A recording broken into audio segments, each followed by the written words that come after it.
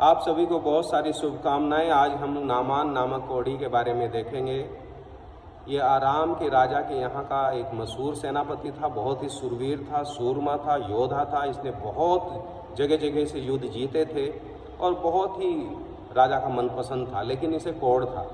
इनके घर में एक इजराइल की लड़की रहती थी। उसने अपनी मैडम से कहा, मैडम अगर ये काश हमारे देश में होते तो ठीक हो जाते। तो ये बात राजा के कान तक पहुंच गई। राजा ने कहा, मैं लेटर लिख कर देता हूँ, आप जाओ। और वो चले गए और राजा के पास गए। इजराइल के राजा तो घबरा गया। उसने कहा, अरे कोई मेरे पास में ऐसी सामर्थ्य थोड़ा ही है कि मैं किसी को चंगा कर सकूँ। लेकिन जब एलिशा को ये बात पता लगी तो एलिशा ने कहा, उसे मेरे पास भेज दो। उन्हें मालूम होना चाहिए कि इजराइल के देश में प्रभु के दास रहते हैं। और वो वहाँ गया और बहुत सारा सोना चांदी और कपड़े लेकर, उपहार लेकर गया। जब उसने अपनी समस्या बताई तो एलिशा ने कहा कि जाओ और यरदन नदी में 7 बार डुबकी लगाओ, ठीक हो जाओगे। वो नाराज हो गया, अरे मैं तो सोच रहा था ये बाहर आएगा, मेरे सिर पर हाथ रखेगा, प्रार्थना करेगा, मैं ठीक हो जाऊंगा। ऐसी नदियां तो हमारे देश में भी हैं। लेकिन उसके जो नौकर था उसने कहा कि स्वामी जी अगर कोई कठिन काम बोलते तो क्या आप न करते।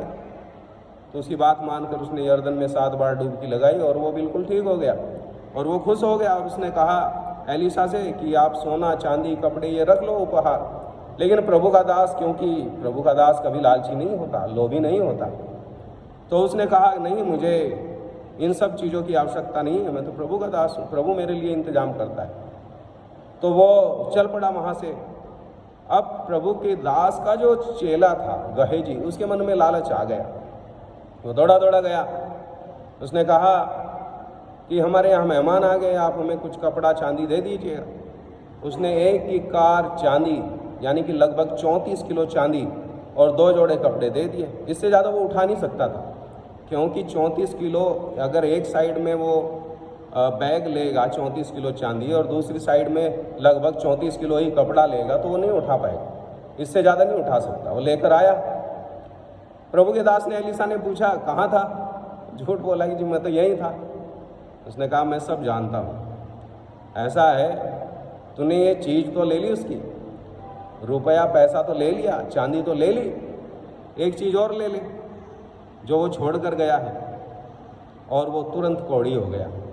नामान का कोढ़ गहेजी पर आ गया। मेरे भाई बहनों, बाइबल बताती है कि रुपये का लोभ सब प्रकार की बुराई की जड़ है। 1 तीमुथियुस 6 अध्याय में साफ लिखा है कि इसे प्राप्त करने के चक्कर में बहुत सारे लोगों ने अपने आप को दुखों से छलनी कर लिया है। अब यहाँ मैं जो आपको बात बताना चाहता हूँ, खूबसूरत बात बताना चाहता हूँ, वो ये है, और जो 2 वचन में लिखा है, यहाँ लिखा है 2 राजा 5 अध्याय के 2 वचन में, आरामी लोग दल बांधकर इजराइल के देश में जाकर वहाँ से एक छोटी लड़की बंदी बनाकर ले आए और वे नामान की पत्नी की सेवा करती थी। ये की पर्सन है किसी के जीवन के बदलाव के पीछे। और मैं इसे संक्षेप में आपको मोटिवेट करने के लिए इस बात को बताऊंगा।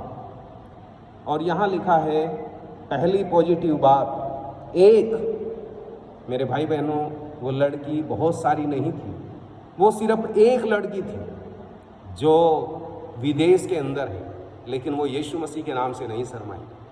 आप अनेक होते हुए डरते हैं, लेकिन वो एक होते हुए भी नहीं डरी। दूसरी बात, छोटी है वो। आप बड़े होते हुए डरते हो यीशु मसीह का नाम लेने से, उसका नाम बताने से, लेकिन ये छोटी होते हुए नहीं डरी, नहीं झिझकी, नहीं शर्माई। प्रभु की स्तुति हो। तीसरी बात, लड़की, ये एक लड़की है। उस जमाने में लड़की के ऊपर बहुत पाबंदी थी, लेकिन ये यीशु मसीह का नाम बताने से नहीं शर्माई, नहीं झिझकी। प्रभु की स्तुति हो। और चौथी बात है, बंदी। ये स्लेव थी, बंदी थी, गुलाम थी। ये गुलाम होते हुए नहीं डरी। आप आज़ाद देश के अंदर रहते हुए, आज़ाद नागरिक होते हुए आप डरते हैं, घबराते हैं, शर्माते हैं। मेरे भाई बहनों, ये परदेश में थी, आप अपने देश में घबराते हो।